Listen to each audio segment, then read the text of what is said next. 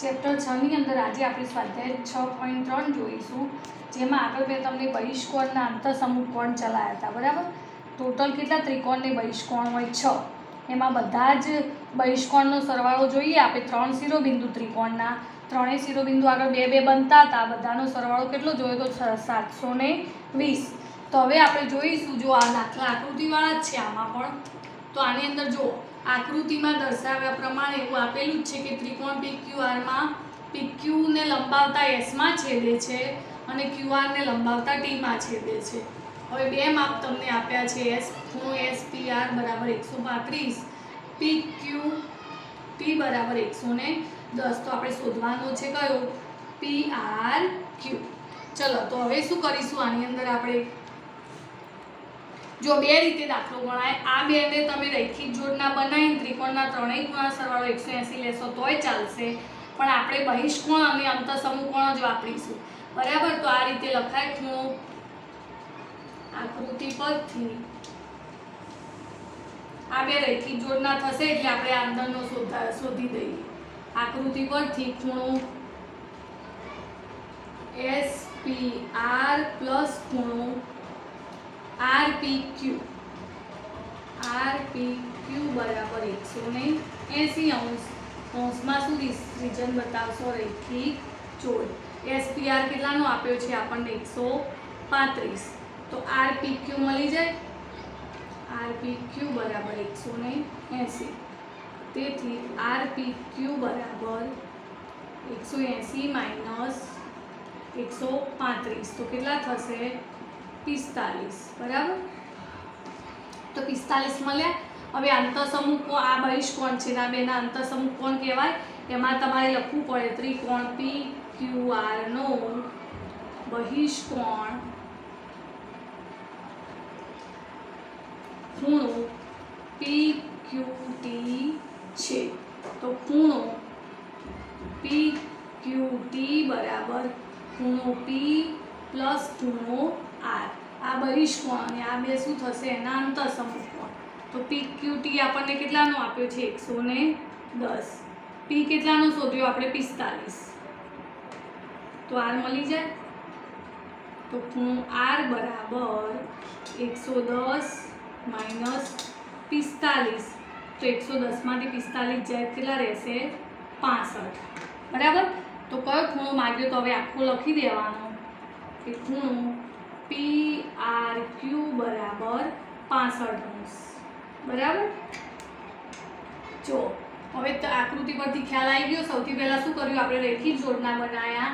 રૈખિક જોડના બનાવ્યા એટલે 180 માંથી 135 જાય 45 અને PQR નો બહિષ્કોણ કયો થાય છે? PQT. તો અંતઃસમૂહ કોણનો સરવાળો બહિષ્કોણ જેટલો થાય છે. તો એના પરથી આપણને R મળી ગયો. 110 માંથી 45 જાય તો શું થશે? 65. બીજા નંબરનો દાખલો જુઓ. હવે આ એકદમ સહેલો જ છે. બે ત્રિકોણની અંદર બીજો ત્રિકોણ છે એ દ્વિભાજકને આધારે રચાય છે. X 62 આપ્યા છે. X Y Z કેટલા આપ્યા છે? X Y અને Z આખો ખૂણો 54 નો આપ્યો છે આપણને. અને X Y Z ના બે દ્વિભાજક છે. X Y Z નો દ્વિભાજક OY છે અને X Z Y નો દ્વિભાજક છે OZ. એવો બિંદુમાં છેદે છે. બરાબર. તો આપણે બે ખૂણા શોધવાના છે. કયા? OZY અને બીજો કયો શોધવાનો છે? YOZ. આ બે ખૂણા શોધવાના છે. નોર્મલ તમને ખ્યાલ આવી જાય એવું જ છે. જુઓ તો આ 62 છે, આ 54 છે. તો ત્રીજો મળી જાય કે નહીં? ત્રિકોણના ત્રણેય ખૂણા સરવાળો કરીશું તો પછી એ ત્રીજો મળી જાય. પછી આ બેને અડધા અડધા થઈ જાય. દ્વિભાજકનો અર્થ મેં તમને સમજાવ્યો તો બે સરખા ભાગ થશે. બરાબર. આ 54 ના બે સરખા ભાગ થશે. તો અંદરના બે ખૂણા મળે તો પાછો ત્રિકોણના ત્રણેય ખૂણા સરવાળાને આધારે આ વચ્ચેનો મળી જશે. બરાબર. એ રીતે આપણે બતાવીશું.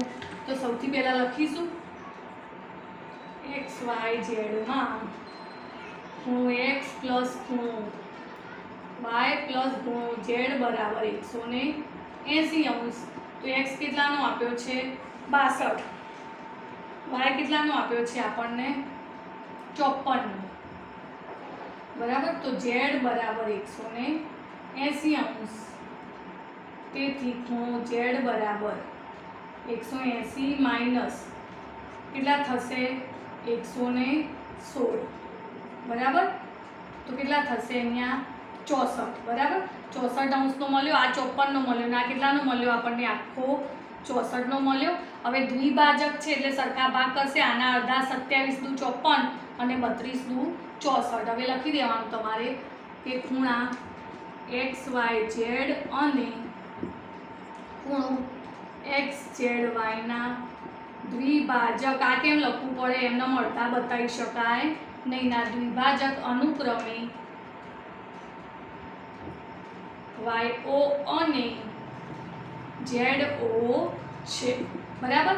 તો YO અને ZO છે તો સીધું હવે લખી શકાય કે ખૂણો OYZ બરાબર 1/2 ખૂણો XYZ। તો 1/2 54, તો 54 ના અડધા કેટલા થશે 27 બરાબર। સેમ એ રીતે અહીંયા કયો લખીશું OZY બરાબર 1/2 ખૂણો XZY। તો 1/2 કેટલો મળ્યો, તો આપણને આ 64નો, તો 64 ના અડધા કેટલા થશે 32 બરાબર। હવે આ એક 32નો 27નો મળી ગયા ને આપણને, તો આ વચ્ચેનો મળી જશે। તો ત્રિકોણ YOZ માં ખૂણો Y પ્લસ ખૂણો Z પ્લસ ખૂણો O બરાબર 180। તો Y કેટલાનો મળ્યો આપણને, આ અંદરનો Y લેવાનો છે 27, YOZ લખ્યો છે 27 પ્લસ Z કેટલાનો મળ્યો 32 પ્લસ O બરાબર 180। તો ખૂણો O ની જગ્યાએ હવે આખો બતાવો તો બતાવી દેવાનો, YOZ બરાબર 180 માઇનસ કેટલા થશે 59 બરાબર। 180 માંથી 59 જાય તો કેટલા રહેશે આપણે 121 બરાબર। 121 અંશ ખ્યાલ આવ્યો તમને। આ મોટો ત્રિકોણ હતો, એ ત્રિકોણના ત્રણેય ખૂણા સરવાળો 180 ના આધારે આપણે શું શોધી દીધું, y તો આપેલો હતો, z શોધી દીધો 64। પછી આ દ્વિભાજક એવો શબ્દ આપેલો જ છે જુઓ, તો દ્વિભાજકનો અર્થ શું થાય, આ બે ખૂણા એ દ્વિભાજક YO અને ZO એ શું કરશે, બે ખૂણાના ભાગ કરી દેશે। એટલે 54 ના અડધા 27 અને 64 ના અડધા 32। હવે બે ખૂણા ખબર છે તો સેમ આ જ રીતે નીચે કરી દેવાનું। કયો ત્રિકોણ લઈ લેવાનો, YOZ। તો 27 + 32 એટલે 59, 180 માંથી 59 જાય તો કેટલા રહેશે 121। હવે જો ત્રીજા નંબરના દાખલાની તમને હિન્ટ આપું છું, એકદમ સહેલો જ છે બરાબર। આકૃતિ પરથી ખ્યાલ આવી જાય એવો જ છે એમાં। તો એની અંદર એવું છે AB અને CD સમાંતર રેખાઓ છે આ રીતે બરાબર। આ રીતે તમને આપ્યું છે AB CDE બરાબર। તો આની અંદર તમને આ 35નો આપ્યો છે, રકમમાં આપ્યું છે AB સમાંતર CD, BAC 35નો છે, તો તમારે શોધવાનું છે CDE 53નો આપ્યો છે બરાબર। તો આપણે શોધવાનો છે કયો હોય તો DEC શોધવાનો છે, DCE બરાબર। તો આની અંદર એકદમ સહેલો જ છે, જો તમારે શું લખવાનું AB સમાંતર DE, તો આ 35નો છે તો આ 35નો થઈ જશે। તો આ 53 ને 35, ત્રિકોણના ત્રણેય ખૂણાનો સરવાળો 180, તો 53 ને 35 88 થશે। 180 માંથી 88 બાદ કરશો એટલે 92 અંશ જવાબ આવશે બરાબર। આ દાખલામાં આ ત્રીજા નંબરનો દાખલો છે એ જાતે કરી દેવાનો, ચોથો ને પાંચમો હું કરાવું છું બરાબર। હવે ચોથા નંબરનો દાખલો જો, આકૃતિમાં તમને એવું આપેલું છે PQ અને RS બે રેખાઓ પરસ્પર T બિંદુમાં છેદે છે। હવે આ છેદે એમાં આકૃતિ પરથી આપણે શું શોધવાનું છે, SQT શોધવાનું છે। એમાં તમને માપ આપેલા છે, RPT 95નો આપેલો છે, PRT 40નો આપેલો છે, TSQ કેટલાનો આપેલો છે 75નો। એ તમારે ખૂણા બતાવો તો આ રીતે બતાવવાનું, RPT બરાબર 55 બરાબર। પછી બીજો આપ્યો છે PRT બરાબર આપણને કેટલાનો આપ્યો છે 40 આપ્યો છે। ત્રીજો કયો TSQ કેટલાનો આપ્યો છે 75। તો આકૃતિ પરથી તમને ખ્યાલ આવી જાય કે બે ઉલટા, એક સીધું છે ત્રિકોણ ને બીજું ઉલટું છે, બરાબર. તો આ બે પરથી આપણને આ ખૂણો મળી જશે, ત્રિકોણના ત્રણેય ખૂણા સરવાળો 180. પછી આ બે શું થઈ જશે? અભિકોણ. હવે એના આધારે આ મળી જાય એટલે આ ખૂણો મળી જશે આપણને. તો આકૃતિ પરથી ત્રિકોણ PRT માં ખૂણો P પ્લસ ખૂણો R પ્લસ ખૂણો T બરાબર 180. તો P કેટલાનો આપ્યો છે? 95. R કેટલાનો આપ્યો છે? 40. તો T મળી જશે ને આપણને 180, બરાબર. તો 95 ખૂણો T બરાબર 180. હવે આ બેનો સરવાળો કરીને આ સાઈડ લાવીએ તો કેટલા થાય? 109, 135. તો 180 માંથી 135 જાય તો કેટલા રહેશે? 145, બરાબર. તો આપણને આ કેટલાનો મળ્યો? 45 મળ્યો. તો આ સામસામેના શું થઈ જશે? અભિકોણ. તો લખવાનું કે PTR, આ વચ્ચેનો ખૂણો લેવાનો ને આપણે, PTR બરાબર ખૂણો STQ, કૌંસમાં શું બતાવી દેશો? બરાબર 45. શેના આધારે તમે લખો છો? તો અભિકોણ, બરાબર. હવે જો આ 45 નો મળી ગયો સામેનો. હવે 45 ને 75, તો ત્રીજો મળી જાય ત્રિકોણ TSQ માં, ત્રિકોણ TSQ માં, બરાબર. તો TSQ માં ખૂણો T પ્લસ ખૂણો S પ્લસ ખૂણો Q બરાબર 180. તો T કેટલાનો આપ્યો આપણને? 45. S કેટલાનો આપ્યો? 75. Q શોધવાનો, બરાબર, 180. તો ખૂણો Q બરાબર 75 ને 45 નો સરવાળો કરી દઈશું, 120. પણ બાદ થશે ને, 180 માંથી 120 જાય તો કેટલા રહેશે? 60, બરાબર. તો Q મળી ગયો. તેથી આખા ખૂણાનું નામ આ તમારે બતાવવું જરૂરી છે, કારણ કે ટૂંકમાં નામ લખવા હોય તો TSQ એવું ત્રિકોણનો ઉલ્લેખ કરવો પડે. તો TQS બરાબર કેટલાનું મળ્યું આપણને? 60. ખ્યાલ આવી ગયો? બે ત્રિકોણ જ છે, ઉલટું અને સીધું. આ બે પરથી ત્રીજો ખૂણો મળી જશે. કેટલાનું મળશે આપણને? 45નું. પછી આ બે અભિકોણ એટલે 45 ના થાય. પછી 45 ને 75 બીજા ત્રિકોણની અંદર. તો 45 ને 75 પરથી આપણને ત્રીજો ખૂણો મળી જશે, ખૂણો Q. તો ખૂણો Q બરાબર કેટલા મળશે આપણને? 60, બરાબર. હવે આ 5મા નંબરનો દાખલો છે, એ પણ નથી ગવર્મેન્ટમાં, પણ આપણે ચલાવી દઈએ, બરાબર. આની અંદર જો તમને રકમની અંદર શું આપેલું છે? તો આમાં રકમમાં એવું આપેલું છે કે PQ લંબ PS છે, એટલે 90 નો થાય. PQ લંબ PS છે, PQ સમાંતર RS આપેલા છે. રકમમાં શું આપેલું છે? PQ સમાંતર RS આપેલું છે આપણને, બરાબર. એટલે સમાંતર રેખાઓ છે એટલે આપણે જોડ બનાવી શકીએ. આ દાખલો બે રીતે ગણાય. જો આને રૈખિક જોડ ગણીને ગણવું હોય તોય ચાલે, અને આ રીતે કરવું હોય હું કરું એમ તો PQR અને QRT યુગ્મકોણ બને છે, જે દેખાય છે. તો આપણે લખીશું આકૃતિ પરથી ખૂણો PQR બરાબર ખૂણો QRT બરાબર 65.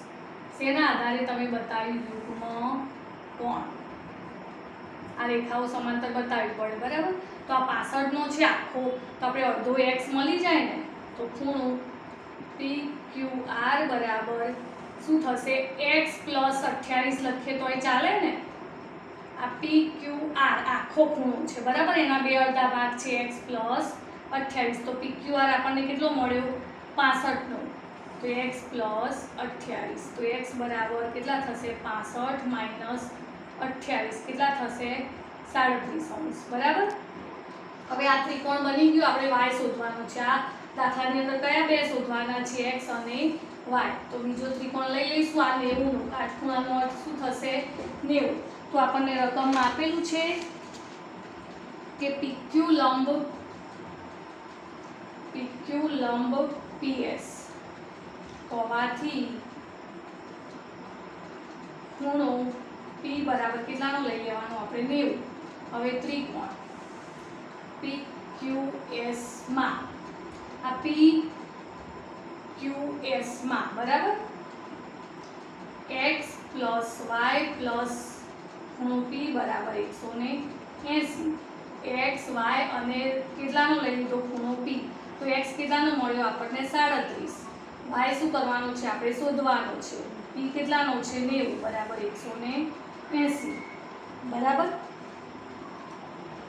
તો y બરાબર y પ્લસ આ કેટલા થશે 127 બરાબર 180. તો y બરાબર કેટલા મળ્યા 180 માઇનસ 127 બરાબર કેટલા મળશે 53 બરાબર. આ દાખલો બહુ ઇમ્પોર્ટન્ટ છે, જોજો બરાબર.